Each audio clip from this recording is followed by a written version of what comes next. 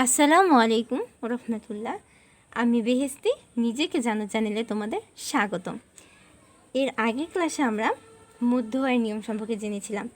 এখন মধ্য আয়ের বাকি দুইটা রুলস সম্পর্কে জানব। এর আগে আমরা মধ্য আয়ের নিয়মে পরের শব্দের দিকে খেয়াল করে মধ্য সংবৃত কিনা বিবৃত কিনা সেটা বুঝেছিলাম। কিন্তু এই ক্লাসে আমরা মধ্য আয়ের সামনের দিকে খেয়াল করব। দেখো, 3 বা তার অধিক বর্ণের গঠিত শব্দের মধ্য বা 3 বা তার অধিক শব্দে গঠিত মধ্য ও আগে যদি অ আ ই ও থাকে তবে মধ্য অর উচ্চারণ ওর মতো হয়ে যায়। এই 4টা মনে রেখো, এটা খুবই গুরুত্বপূর্ণ। এই 4টা মনে রাখলে হয়ে যাবে। এই 4টা যদি থাকে মনে রাখবে, মধ্য অয়ের পূর্বের বর্ণের যদি উচ্চারণ এই 4টার মধ্যে একটা হয়ে থাকে তাহলে মধ্য সংবৃত হয়ে যাবে। চলো উদাহরণের মাধ্যমে বোঝা যাক। মতন, দেখো প্রথমে বলছি, কোনো শব্দের কিন্তু 3টা অ রয়েছে। একটা হচ্ছে আদ্য, দ্বিতীয়টা হচ্ছে মধ্য, তৃতীয়টা হচ্ছে অন্ত। এটা হচ্ছে আদ্য, তটা হচ্ছে মধ্য, দন্ত নটা হচ্ছে অন্ত। 3 নাম্বার এটা। দেখো আমাদের কি কাজ, মধ্য নিয়ে অর্থাৎ ত নিয়ে। এখন ত সংবৃত হবে না বিবৃত হবে সেটা দেখার বেলা। দেখো ম,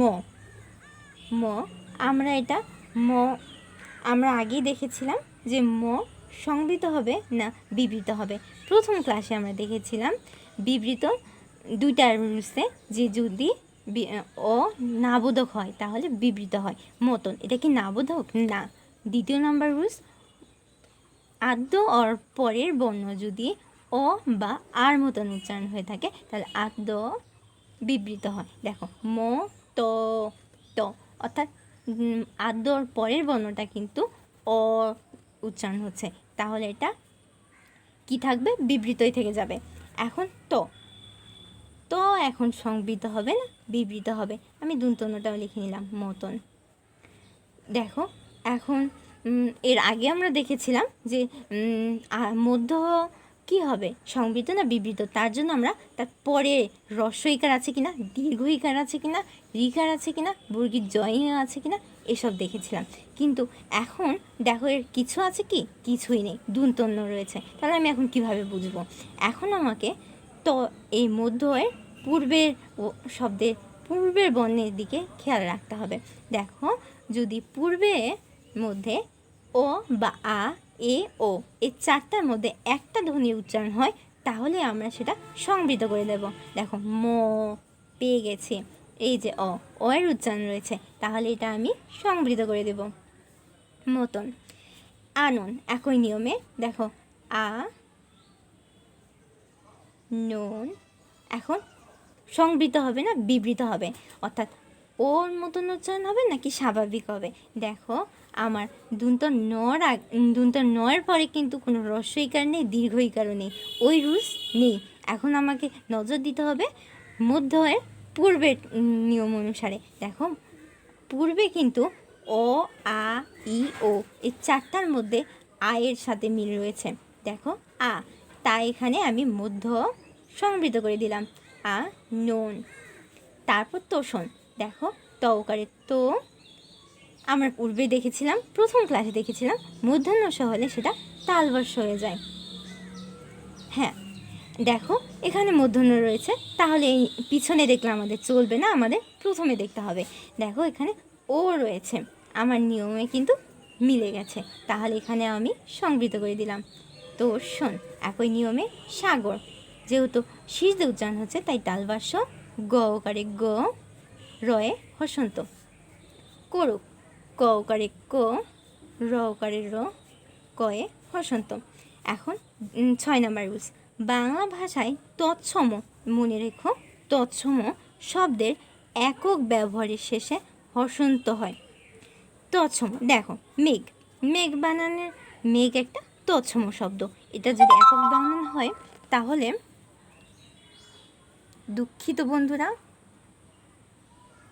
দুঃখিত, মোবাইলজনিত কিছু সমস্যার কারণে তোমাদের একটু সমস্যা হলো। তো যা বলছিলাম, মেঘ, দেখো মেঘ, মেঘ যদি আমি, এটা একটা তৎসম শব্দ, এটা যদি সাধারণভাবে হয় তাহলে এখানে হসন্ত হতো, কিন্তু দেখো, কিন্তু সমাসবদ্ধ অবস্থায়, কিন্তু এটাকে যদি আমি সমাসবদ্ধ করে ফেলি, অর্থাৎ এর সাথে কোনো যদি শব্দ যোগ করে দিই, মেঘ দূত অবস্থায় থাকে, দেখো সমাসবদ্ধ অবস্থায় হয়ে গেছে, তাহলে মধ্য ও স্থলে ও হয়ে যায়। এই যে মধ্য ও, এই স্থানে কি হয়ে যাবে, সংবৃত নিয়ম অনুসারে ও হয়ে যাবে, তাহলে তখন কি হবে, মেঘদূত, মেঘদূত। রণ, একই নিয়মে দেখো, শুধু যদি রণ করতাম তাহলে, যেহেতু এটা একটা তৎসম শব্দ তাই এখানে হসন্ত হয়েছে, কিন্তু এখানে যদি আমি এটাকে যদি আমি এখন সমাসবদ্ধ করে দিই তাহলে রণ তুর্য। দেখো এখন আমি কিন্তু আর যাই এখানে হসন্ত দিতে পারবো না, এখন আমাকে মধ্য অটা সংবৃত করে দিতে হবে, রণ তুর্য, রণ তুর্য। তারপর এতক্ষণ আমরা জানলাম মধ্য, এখন অন্ত, অর্থাৎ সেই 3 নাম্বারটা, অন্ত এর উচ্চারণ। বাংলা ভাষায় ব্যবহৃত কিছু বিশেষণ শব্দের অন্ত অর্থাৎ শেষের ওকার হয়ে যায়। অন্ত, এতক্ষণ কিন্তু আমরা মধ্য পড়েছিলাম, পূর্বে জেনেছিলাম আদ্য, এখন অন্ত অর্থাৎ শেষের। দেখো কাল, কাল এটা একটা যদি বিশেষণ হয়, এটা হচ্ছে বাংলা ভাষায় ব্যবহৃত কিছু বিশেষণ।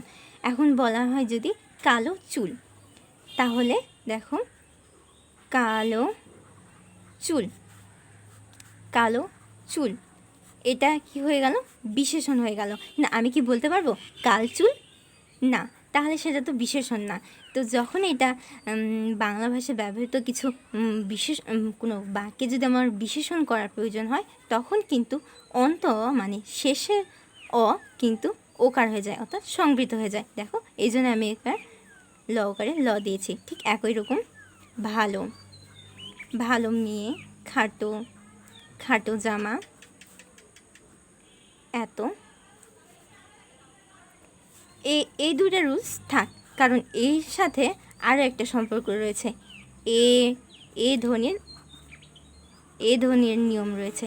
এখন যদি এটা বলি, আসলে এটা দেখো এরকম হতো, হ্যাঁ নো, হ্যাঁ নো, এইটা কেন হলো সেই বিষয় এখন যেও না, এখন শুধু এটা অন্ত নিয়ে আমরা পড়ছি, তাই অন্তরের দিকে খেয়াল রাখি, এটা আমরা তারপরে ক্লাসে দেখতে পাবো।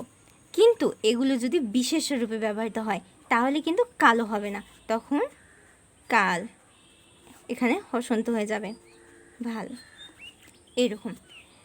এখন অন্তরের বাকি রুলসগুলো দেখি, চলো। বাংলা ভাষায় ব্যবহৃত কিছু দ্বিরুক্তি শব্দ, বন্ধুরা দ্বিরুক্তি কি, যে শব্দটা দুবার উচ্চারিত হয়, দেখো কাঁদ, কাঁদ, এই দ্বিরুক্তি শব্দ যদি বিশেষণ রূপে, কি রূপে, বিশেষণ রূপে, কাঁদ, কাঁদ, এটা কি এখন বিশেষণ রূপে আছে? না, বিশেষণ রূপে অর্থাৎ অ্যাডজেক্টিভ রূপে ব্যবহৃত হলে প্রায়শই অন্তিম অর্থাৎ শেষের ওকার হয়ে যায়। দেখো এই জন্যে কাঁদো, কাঁদো, এই একই নিয়মে ঝড়ো, ঝড়ো, আমি অন্তরটাকে কি করে দিচ্ছি, সংবৃত করে দিচ্ছি, ছলো,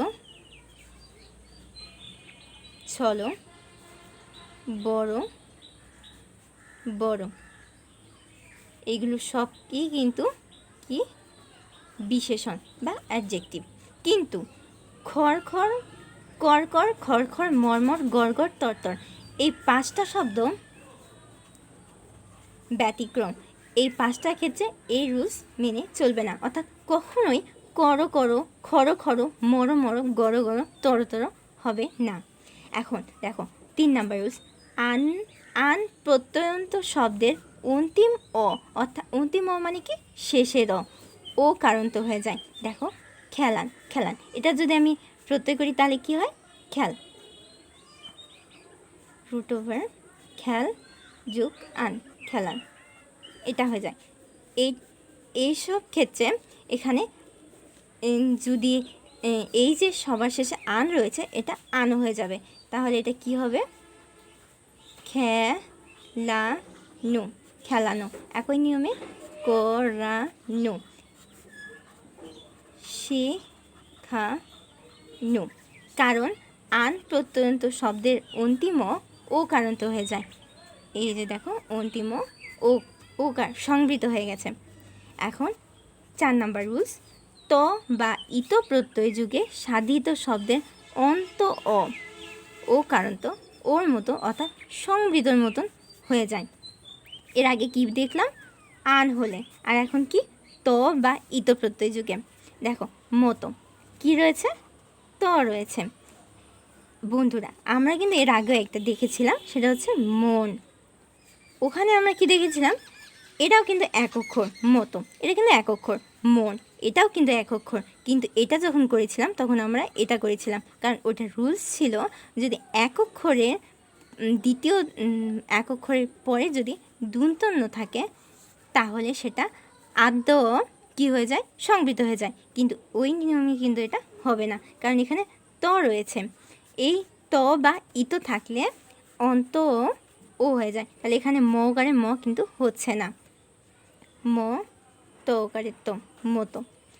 এই ঠিক একই নিয়মে দেখো এখানে ই রস্বই তো, অর্থাৎ কি রয়েছে? ইত। তাহলে এটা করলে কি হয়? পরীক্ষিত, প কারে প, রসিকারে রি, পরীক্ষিত।